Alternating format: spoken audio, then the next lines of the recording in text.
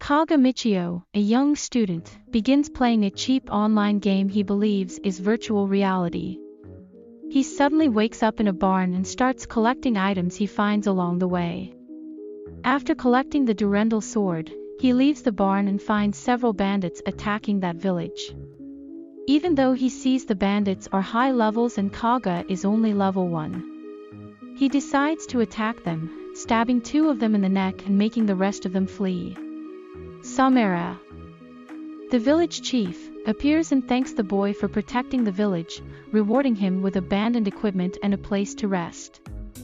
At that moment, Kaga attempts to log out but is unable to, and realizes the world around him is genuine and he must complete the game before he can log out. A villager attempts to steal Kaga's captured loot and is sentenced to slavery. To sell his loot, Kaga collects the bandits of bounty and travels to the city of Vale. There he collects the bounty and visits Alan, a slave trader who purchases the thief and reveals a new labyrinth has been discovered nearby. As Kaga is intrigued by the labyrinth, Alan suggests purchasing a slave.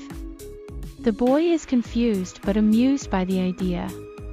Alan then explains he only deals with sex slaves, and suddenly a slave named Roxanne appears and Kaga is hypnotized by the girl's beauty. The man realizes that Kaga is interested in the girl and claims that she is a beach woman being very useful in combat, and is also a guaranteed virgin innocent girl. Kaga asks if the slave can betray his master, and Alan says no. He explains that without someone to inherit them or were promising them their freedom, a slave will follow them to the grave. Also, runaway slaves are devoted to bandits. Feeling guilty over considering it, Kaga is nonetheless dazzled by the possibility of a willing sex slave. But after Alan says the price is 450,000 gold and the boy says he doesn't have that money, Kaga prepares to leave and says goodbye to the girl, and Alan then says he can wait 5 days for him. The boy leaves the place determined to return in 5 days with the almost 450,000 gold needed to purchase Roxanne. 10 years later, the now older Kaga visits the village he first woke up in now with 5 female slaves, including Roxanne. Seeing a young boy named Mio, he gives Mio a sword called Simmer of Rage. Roxanne is curious, but Kaga only admits he knew Mio's father. In the present, Kaga has sold his loot but still needs another 70,000 before he can afford Roxanne. To earn money quickly, he decides to enter the labyrinth to lose valuables. Fearing his sword Durendal is too tempting for thieves, he hides it within his character menu and purchases a basic scimitar. Entering the labyrinth, he begins to experiment with the skills he has acquired, which include Thief, Explorer, and Hero. After slaying monsters, he notices depleting. His magic causes depression. So he decides to avoid spell casting until he can increase his magic capacity. After his first day, he earns a pittance on loot, meaning he must defeat more dangerous monsters for more valuable loot. Accidentally falling into a monster nest, he almost dies, only kept alive by Durendal's health and magic absorption enchantments. After defeating the nest, he returns to Vale and learns the comrades of the bandits he killed are in the area. Kaga decides to hunt them for the bounty, despite the increased risk. Reasoning that bandits would want to stay hidden, Kaga visits the slums and discovers parts of the city becomes a red light district after sunset. Despite the many distractions, Kaga locates a bandit and follows him to their headquarters. As there are a large number of separate bandit gangs, Kaga observes them learn their habits. His landlord informs him bandits began murdering each other after an important boss was killed and bandits began fighting to take over his territory. The bandits Kaga had killed before were members of a losing gang the other bandits had driven out of Vale. With less than 24 hours to purchase Roxanne, Kaga makes his move infiltrating the headquarters. Kaga is able to kill several bandits in their sleep but is forced to teleport into the labyrinth when other bandits are alerted, trading them in for the bounty. Kaga finally has enough money and purchases Roxanne from Alan. Roxanne surprises Kaga by apologizing for doubting he would be able to buy her. With the slave contract in place, Roxanne is happy to have an owner and Kaga is able to relax. Now he has succeeded in buying her. After finally being able to buy Roxanne and bring her home with him, they go to the inn and Kaga asks the receptionist for a bigger room for the two. They go upstairs and he finally finds himself alone with her. Roxanne is noticeably nervous and Kaga realizes he mistakenly got a room with a double bed compared to 2 single beds and is afraid the thought of sharing a bed scares her. He is able to reassure her that as well as sharing his bed, he mostly wants her to help him understand more about that world as he came from very far away and needs to learn how everything works there. Also, Kaga wants her to accompany him into the labyrinth as a fighter and Roxanne confirms he can count on her as she's a wolf kind and can help him in the fight. Being very useful in the battle, she starts unpacking and Kaga notices she's barefoot and offers her his own shoes to use until they buy new ones as any equipment there is made to fit the wearer. It fits perfectly on her. After an awkward hug, they go out to buy some protective gear for Roxanne. She assures him she can use what he already has, but Kaga doesn't have a shield yet, so Roxanne asks for a wooden shield. At the shop, and after Roxanne takes forever to choose a single item, they leave the store with all the items the girl might need. Roxanne then affirms they might need a cloak as it is good for rainy days, and again the girl takes a long time to choose between 2 cloaks. Kaga is impatient but remembers how the girl is cute and he is happy to pass the time watching her. After finally choosing the one she wants, Kaga asks if the girl needs anything else as that day is a special day to remember. Roxanne asks to purchase some undergarments as she only has the one she is wearing. Excited, the boy then says she can buy a spare set. At the end of the day, they go back to the inn. Kaga needs to ask the girl to take a seat and after sitting on the floor, assuming the bed is just for her master, Kaga pulls her into his side and says the bed is theirs and she will sleep there too and she doesn't have to worry about that. She appreciates it as other masters ask for the slaves to sleep on the floor. Roxanne proves adept at repairing and maintaining equipment, but they both grow more nervous as night approaches. She checks her new sword saying it needs some care and asks Kaga to use her old undergarments as rags for maintaining their equipment, which the boy approves. Roxanne says he can eat while she is working, but the boy suggests they eat together. The girl starts to dress in her new clothes, making Kaga excited, but as he notices Roxanne is uncomfortable, he tries not to look but can't help it. He sees that Roxanne has a furry tail and is excited to touch it later. Suddenly the receptionist brings hot water for them to bathe and Kaga tries his best to contain his joy. As he was waiting to become intimate with Roxanne for a long time, he asks the girl to scrub his back, which the girl does. After that, he does the same for Roxanne and also washes her tail and her hair.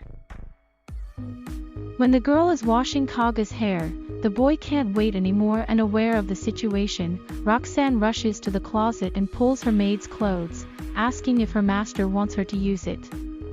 Kaga says she doesn't have to, and after asking Roxanne to remove her undergarment, the two begin their intimate moment together through the night. The next morning, as they are getting dressed, Kaga asks her how he can add skills to his equipment. Roxanne then explains that he would have to purchase the gear that already comes with the skills equipped, and explains if the boy wants to add skills, he will need skills crystals, an item that is formed through the accumulation of monster skills, and it's found rarely in the labyrinth. To fuse the equipment and get the skills, a blacksmith is required. Kaga thinks about getting a job as one, but Roxanne affirms only dwarves to this job. She further explains that hiring a blacksmith is also not recommended as it fails most of the time and they dislike direct transactions even if they found one.